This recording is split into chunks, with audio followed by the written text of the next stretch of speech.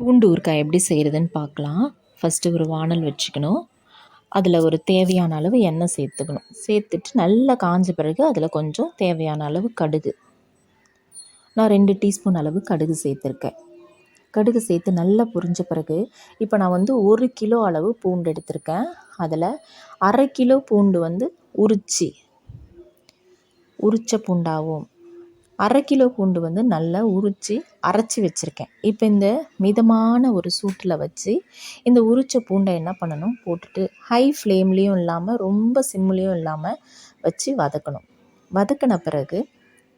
நல்லா வதங்கின பிறகு அரைச்ச பூண்டு 1/2 கிலோ அதையும் போட்டு அதிலேயே சேர்த்து நல்லா வதக்கணும். எப்பவுமே எந்த ஒரு பொருள் செய்கிறதா இருந்தாலும் அதிகமான ஃப்ளேமில் வச்சு செய்யும்போது என்ன பண்ணும், தீஞ்சிரும், அடி பிடிக்கும். அதனால் எப்பவுமே ஒரு மிதமான சூட்டில் வச்சு நல்லா வதக்கணும். வதக்கின பிறகு இதில் கொஞ்சம் பெருங்காயத்தூள் சேர்த்துக்கணும்.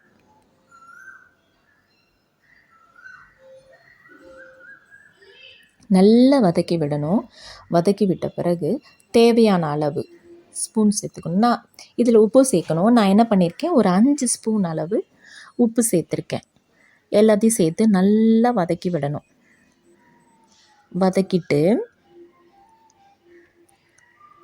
நான் என்ன பண்ணியிருக்கேன், 1 கிலோ பூண்டுக்கு 100 கிராம் அளவு புளியை ஊற வச்சுட்டு நல்லா திக்காக கரைச்சிட்டு நல்லா வதக்கின அந்த பூண்டில் என்ன பண்ணணும், புளியை சேர்த்துக்கணும். சேர்த்த பிறகு நல்லா கொதிக்க விடணும்.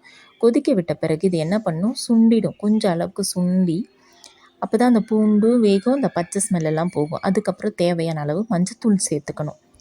மஞ்சத்தூள் சேர்த்துட்டு நல்லா மிக்ஸ் பண்ணி விடணும். இப்போ நான் இந்த பூண்டோட அளவு, இந்த புளி கரைச்சல் அதையெல்லாம் சேர்த்த பிறகு என்ன ஆச்சு அப்படின்னா, கொஞ்சம் எக்ஸஸாக ஆகிறதுனால நான் என்னால் சரியாக கிண்ண முடியல. அதனால் என்ன பண்ணேன், நான் வேறு ஒரு பாத்திரத்துக்கு ட்ரான்ஸ்ஃபர் பண்ணிக்கிட்டேன். இதை நல்லா மிக்ஸ் பண்ணி எடுத்த உடனே நான் வேறு பாத்திரத்துக்கு எடுத்து ட்ரான்ஸ்ஃபர் பண்ணிட்டேன். ஏன்னா இதுக்கப்புறம் நான் மிளகாத்தூள் போடணும், மற்ற பொருட்கள் சேர்க்கறதுனால எடுத்து நல்லா கொதிக்க வச்சுட்டேன். இதில் இப்போது இது 1 கிலோ பூண்டு அப்படின்னு சொன்னேன் இல்லையா, அதனால் நான் என்ன பண்ணியிருக்கேன், இதில் 200 கிராம் நான் மிளகாத்தூள் சேர்த்துருக்கேன்.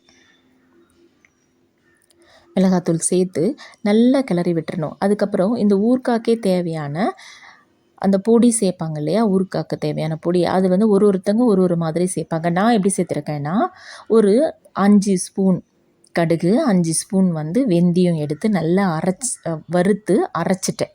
அரைச்ச பிறகு இப்போ நம்ம 1 கிலோவுக்கு தானே போடுறோம். அந்த 1 கிலோவுக்கு அப்படின்றதுனால நமக்கு 2 ஸ்பூன் அளவு இந்த பவுடர் போதுமானதாக இருக்கும். இதை சேர்த்த பிறகு நான் இதில் என்ன பண்ணியிருக்கேன், கொஞ்சம் ஒரு 50 கிராம் அளவு ஜீரகத்தை எடுத்து நல்லா வறுத்து அரைச்சி எடுத்துட்டு அதில் ஒரு